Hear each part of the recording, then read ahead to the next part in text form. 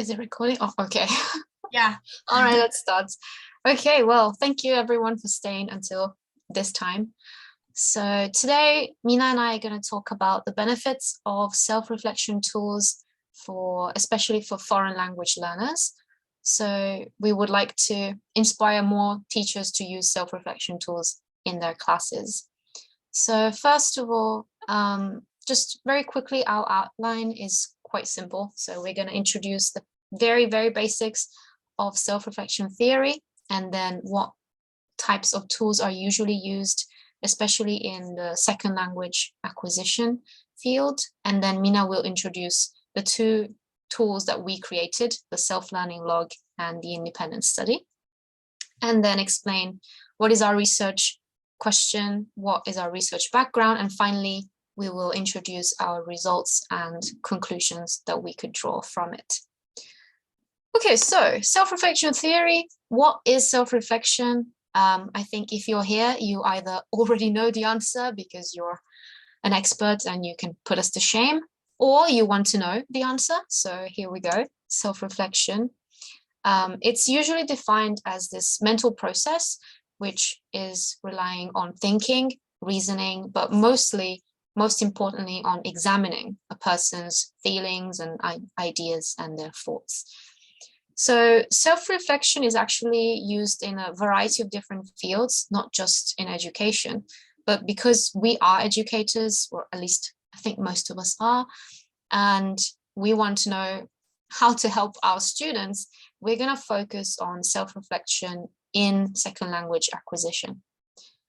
So if anyone is familiar with any of the current research in self-reflection in SLA, you'll find that some of the most commonly reported outcomes are an increase in enjoyment of using the second language, an increase in confidence, in motivation, and in performance. So it could be skills. Notice that, of course, there is an etc., meaning that these are not the only outcomes you'll find.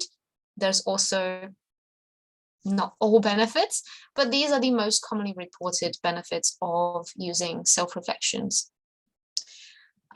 There's also a variety of self-reflection tools. Among them, the most commonly used are learning journals and reflective diaries, and finally logs. So there is actually a difference between these three, although they do sound very, very similar. We will not explain the difference today because A, no time, and B, we want to introduce the tools that we created. So now I'm going to let Mina explain our two self-reflection tools. Okay, so in this section, I will briefly explain about the two self-reflection tools that we created for this study. The first tool is called self-learning log, and the second tool is called independent study. So let me explain more about the first tool, self-learning log. Okay, so for this tool, we asked our students to write three things. First, week number. Second, reflection on their in-class learning. Third, reflection on out-of-class learning. And these are the samples that we gave students at the beginning of the semester.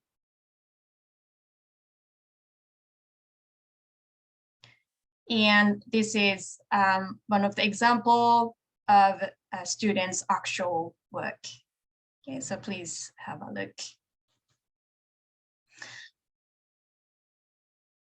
Okay, so there are mainly four characteristics for this first tool. First, it was ungraded assignment, written every week, submitted at the end of every unit of the textbook that we were using on Google Classroom, and most importantly, was focused on learning both inside and outside of the classroom. Now let's look at the independent study, our second tool.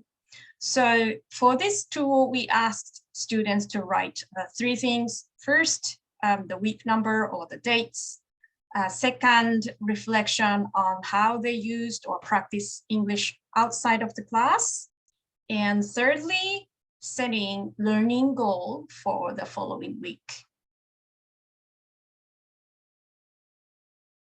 And each of us, me and Jess, created different versions of good and bad samples and gave it to our students in the beginning of the semester.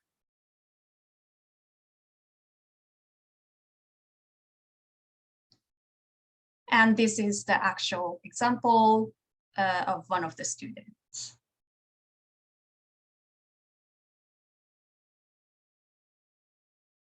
There are 5 characteristics for this tool. First of all, it was graded assignment during semester 1, which was changed to ungraded optional assignment during semester 2, written every other week, submitted at the end of every unit, which is basically once a month on Google Classroom, and focused on learning only outside of the class. And since it was a graded assignment during semester 1, we needed to create some kind of rubric. As Moon say, it was challenging. It's challenging to assess someone's reflection, but we did our best to create the rubric. So basically, we asked 4 questions. So the first 3 questions were designed to help the students learning a reflection process. And the last question about the goal is designed to help the student to become more independent learner. Okay, so the purpose of our study, we didn't actually start this research with a research question, but we ended up with this purpose. We wanted to know what were student perceived benefits and drawbacks of these 2 different types of self-reflection tools. And we actually conducted the study over the course of 2 academic years. Reason being that the first year used the self-learning log and the second year used the independent study. So the self-learning log was used from April 2020 to January 2021, which for, I think, most of us was the first ever online academic year. And the independent study was used the following year from April 2021 to December of the same year, which was, at least for us, a high flex academic year. So why did we design and use the self-learning log? The first reason was that we wanted to give students a chance to reflect on learning both inside and outside of the classroom. So we wanted to give students a chance to understand that learning doesn't stop once you leave the class, once those 90 minutes are up. But most importantly, we wanted to give students a chance to stay autonomous and stay motivated because it was the online year. And personally, both of us had quite a few students who were struggling with continuing learning, continuing even just going to university. So we wanted to give them something to stay motivated. And then HighFlex happened. So HighFlex classes, I think, were different for different schools and different teachers. So maybe some of you have experienced the asynchronous delivery. So you recorded your class, you put it on a drive or on Google Classroom. Students could watch it at their own pace, at their own time, and then do the assignments. I think for many people, it was more something like this, where you had some students in the class and some students on a screen from home. In our case, it was actually a student alternation system. So we had, basically our school decided they only wanted half the students on campus half the time. So they divided them based on their student number. So a schedule would look something like this. Week 1, a student with an odd student number would be in class. And then the following week, they would be self-studying. So for us, self-studying meant you didn't have to log in, you didn't have to press the button to join Zoom. You literally just studied, learned, practiced on your own at home. And so the initial purpose of the independent study was actually, we were assigned to assign students an activity for these self-study weeks. But then we thought this was an opportunity for us to see, or how can we adapt these tools from an online environment to a high-flex environment, and also we could compare what students perceive to be the benefits and drawbacks of the two different styles. So we had quite a small sample, we think, which is just 117 second-year students, all majoring in English. And these students were actually collected from 7 different EFL lecturers, including us, from the Department of British and American Studies. And we chose to use a mixed methods research with an explanatory design. We collected mainly questionnaires, one for each of the tools, and we conducted semi-structured interviews. And because it was largely a qualitative way on our research, most of our data was analyzed using inductive coding, which in simple words just means you have to have you print a lot of comments and you use a lot of highlighters of different colors, and you find the codes from the data rather than starting with codes and looking for them. And so I'm gonna let Mina now explain what results we found. Okay, so I'm going to talk about the results of the questionnaire that students answered after using each tool. I'm going to be showing both results at the same time by showing 2 pie charts.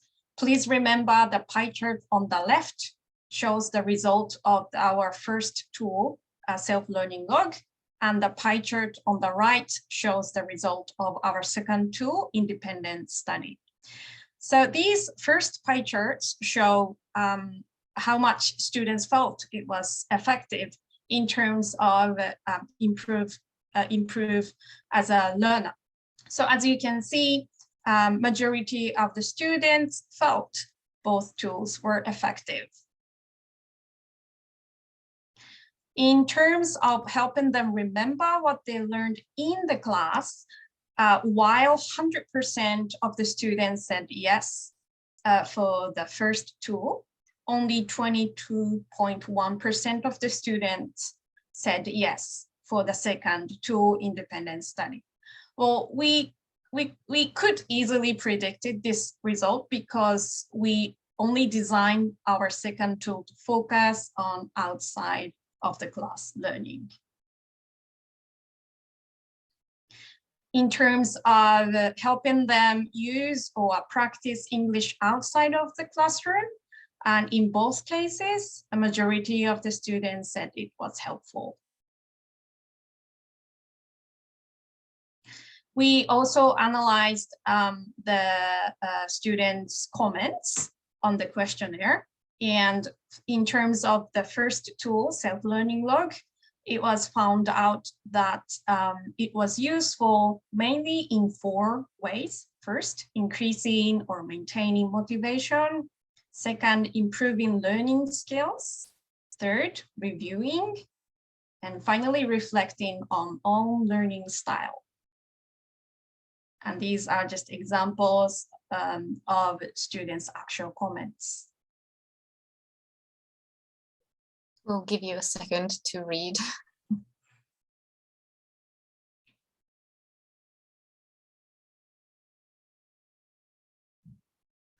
Okay, so for the second tool, independent study, it was found out that it was useful mainly in 5 ways. First, trying new learning styles. Second, being an active and independent learner. Third, increasing or maintaining motivation. Fourth, gaining new skills. And lastly, reflect on language use and motivation. And please read some of the examples of actual students' comments.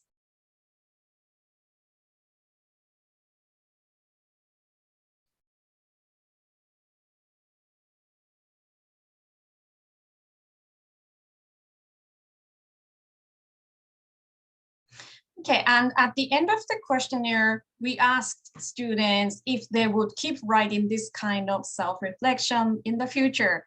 And we thought majority of them would say no, because we know it was hard, challenging for them, and it means extra work for them.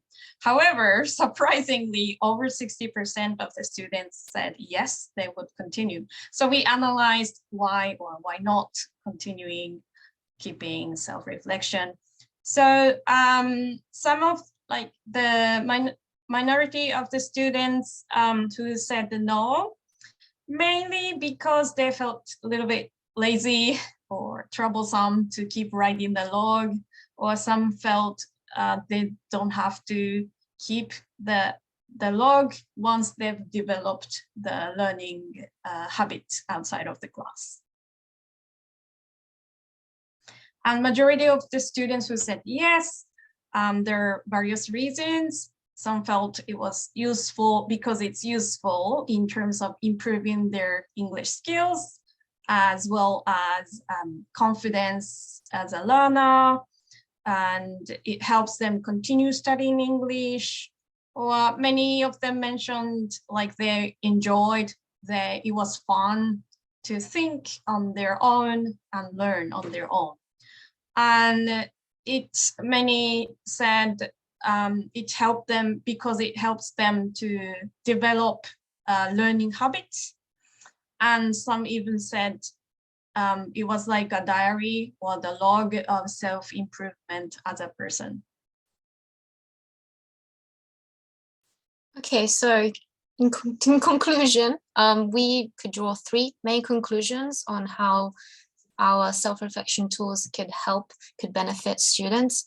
So please remember that this is based on our research. We can't generalize that every self-reflection tool is amazing and beneficial. So in our case, not all students find the tools beneficial.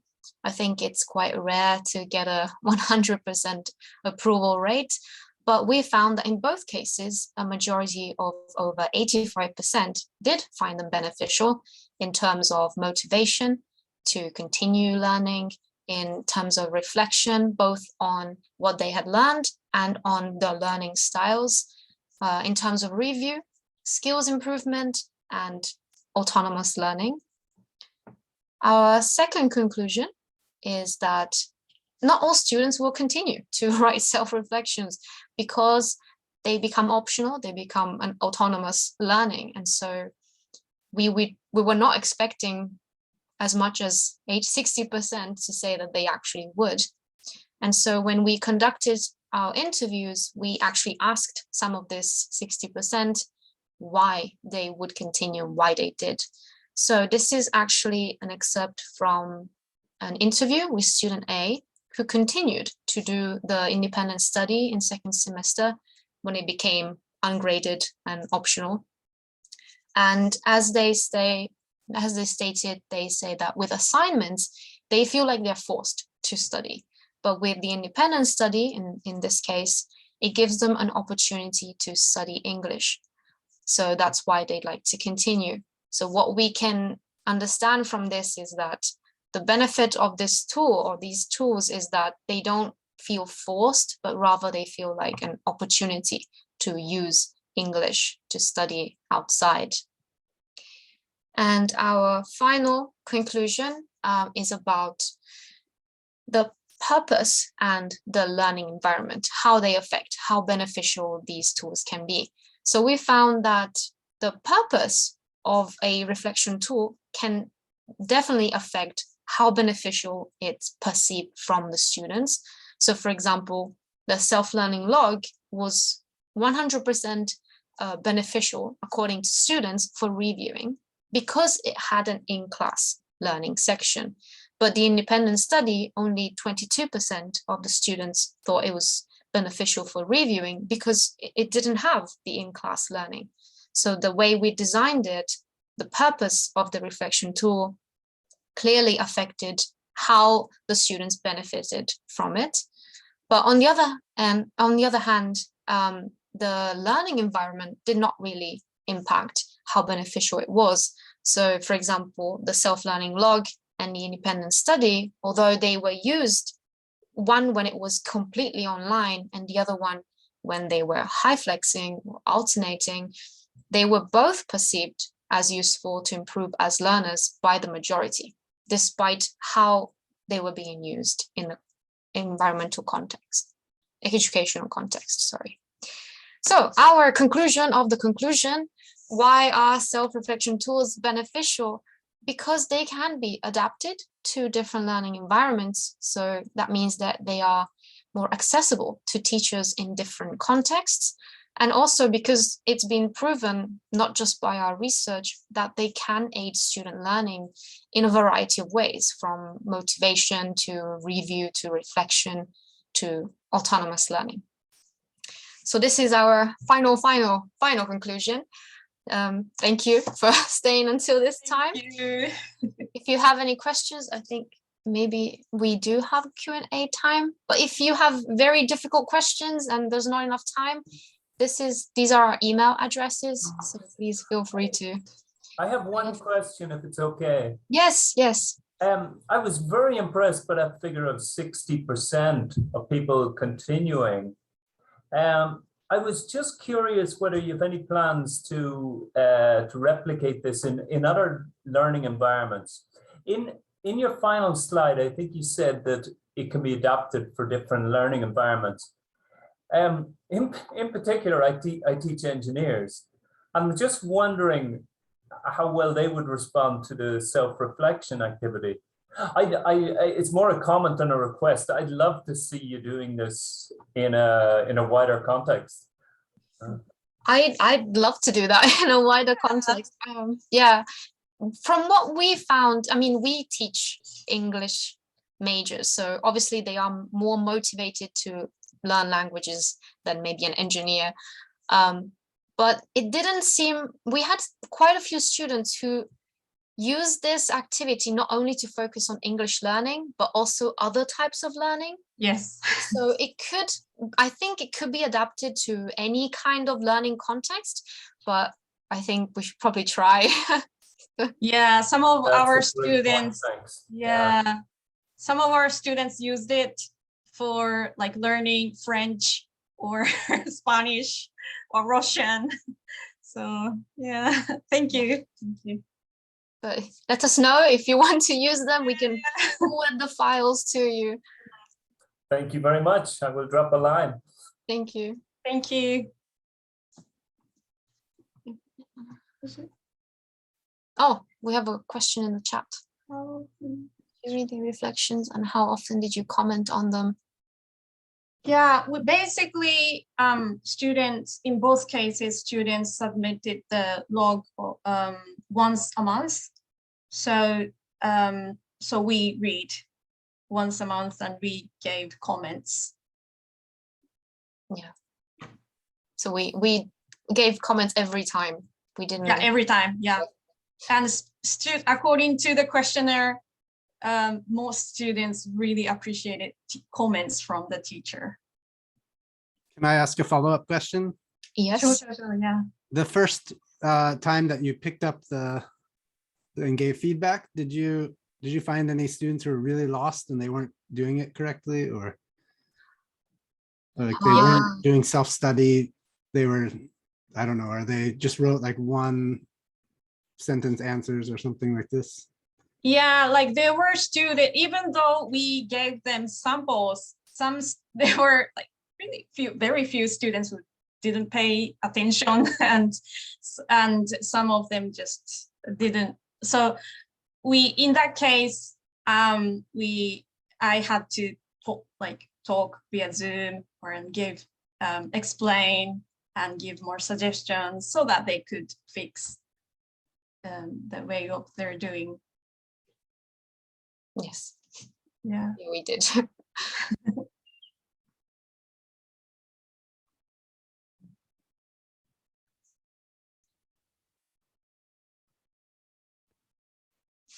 Okay, are there any other questions?